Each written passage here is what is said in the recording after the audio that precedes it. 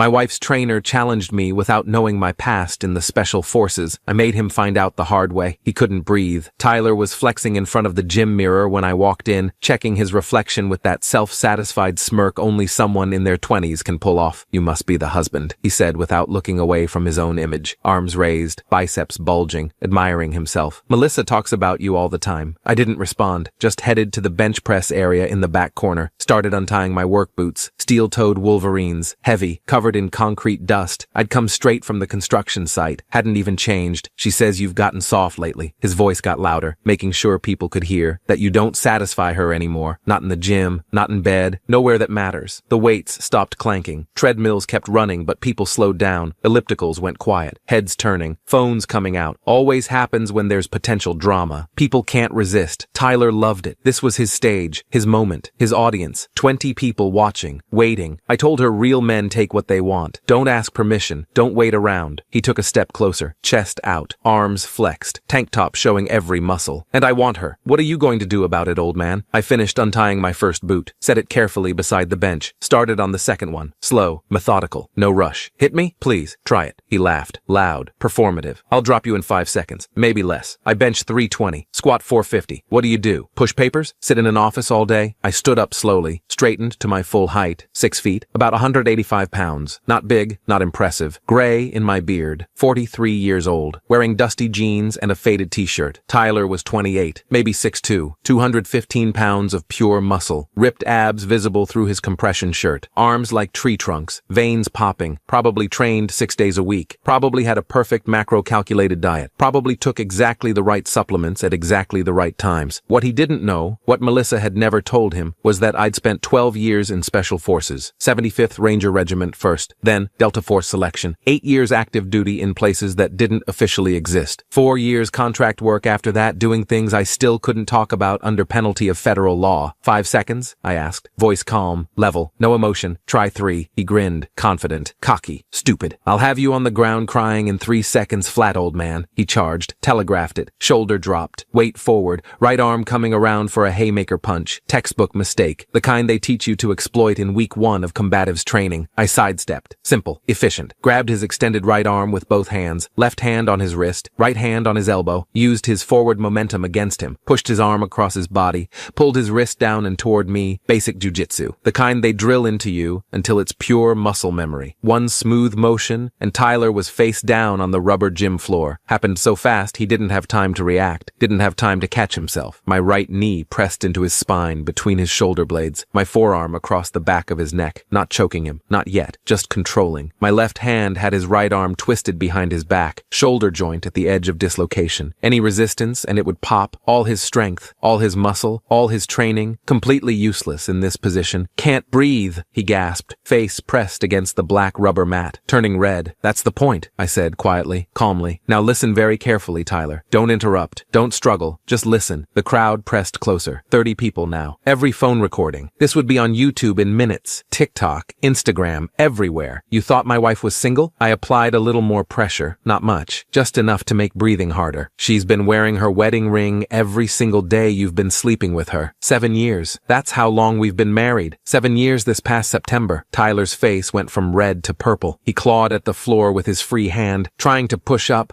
trying to get leverage, couldn't move. I had his center of gravity, had his balance, had everything that mattered. I know about the coffee shop dates at Stella's on Colfax. Every Tuesday and Thursday morning, you get her the caramel macchiato, she gets you the protein shake. Very romantic. His eyes went wide. Shocked, I knew. I know about the hotel in Cherry Creek, the Hyatt, room 347. You always request the same room. King bed, city view, very consistent. Wider eyes, more panic. I know about the texts at 2 in the morning when you think I'm asleep. The phone calls at lunch when I'm on site. The weekend training sessions that aren't training at all. I pulled out my phone with my free hand, showed the screen to the crowd, scrolled through photos with my thumb, let them see everything. Photos of Tyler and Melissa, leaving the hotel together, him with his arm around her, kissing in his car parked behind the gym, holding hands at a restaurant downtown, time stamps on everything, dates, locations, GPS coordinates, all documented. I hired a private investigator 3 weeks ago, I continued, voice still calm, still controlled. Retired retired special forces buddy of mine, guy I served with in Afghanistan. Very thorough, very discreet, very good at his job. He got everything. Tyler tried to speak. Couldn't get enough air. Just wheezing, gasping, making sounds. The thing about guys like you, I said, voice never rising above conversational level, is you think muscles equal strength. You think size matters. You've never been in a real fight. Never had someone trained to kill put you down in 3 seconds. You've spent your whole life in gyms, lifting weights, looking at yourself in mirrors. I've spent 12 years in 12 different countries doing things I still can't talk about. I shifted my weight slightly, pressed down a little harder. Tyler's wheezing got worse, more desperate. Let him go, someone in the crowd yelled. Woman's voice, scared. You're going to kill him. In a minute, I said, looking up at all the phones, at all the faces, at all the witnesses. Everyone recording? Good. You're all witnesses to what I'm about to say. Keep those cameras on. I leaned closer to Tyler's ear, whispered, quiet enough that only he could hear. Words just for him. I could collapse your trachea right now. Rear naked choke variation.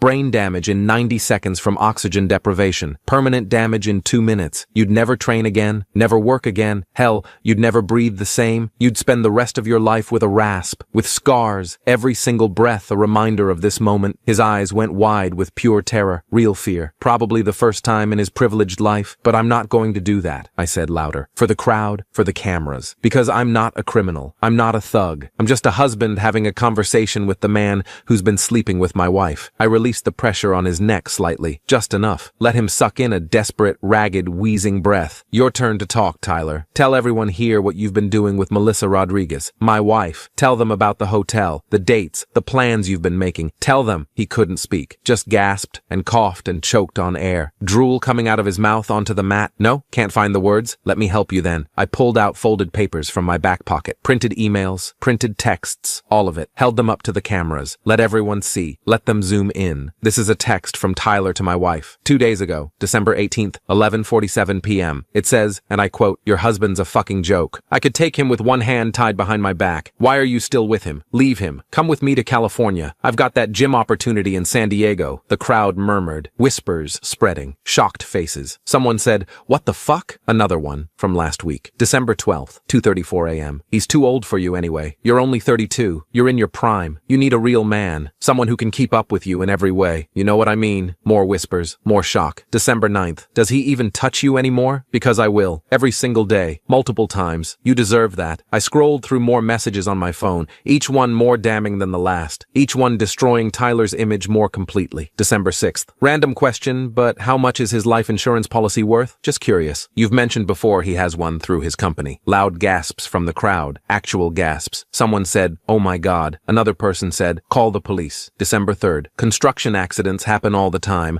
Guys fall off buildings, get hit by equipment. No one would suspect anything." The crowd went completely silent. Shock, horror, understanding what this meant. Tyler was shaking now, trembling, not from the position, not from lack of air, from fear, from realization, from understanding that I knew everything, that I documented everything, that his life was over. "The police are outside right now," I said calmly, matter of fact. "I called them 15 minutes ago before I walked in, gave them copies of everything, every text, every photo, every receipt. They're in the parking lot reviewing it all with my lawyer, discussing conspiracy to commit insurance fraud, discussing conspiracy to commit murder, right on cue, like I'd scripted it perfectly. 2 Denver police officers pushed through the crowd, uniforms, badges, hands on their belts, body cameras on. "Mr. Rodriguez?" one of them said. Older guy, maybe 50, gray hair, sergeant stripes, professional. "We need to ask Mr. Coleman some questions about conspiracy to commit fraud, and criminal threats, and solicitation." I finally released Tyler. Stood up, stepped back, stretched my back, popped my neck. He collapsed completely on the floor, gasping, crying, face still purple, drool and tears on the rubber mat, shaking. The officers pulled him up, one on each arm, professional, firm, started reading him his rights. "You have the right to remain silent. Anything you say can and will be used against you in a court of law." Melissa appeared in the gym doorway, must have been in the parking lot, watching through the window, waiting. Her face went completely white when she saw Tyler in handcuffs, when she saw the crowd, when she saw all the phones recording. "Richard, what did you do?" Her voice, shaking, scared, guilty. I walked past her, didn't look at her, picked up my boots, sat on the bench, started putting them on,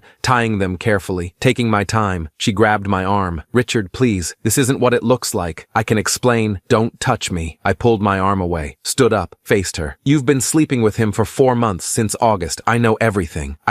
We didn't. Room 347, Hyatt Cherry Creek, every Monday and Wednesday afternoon.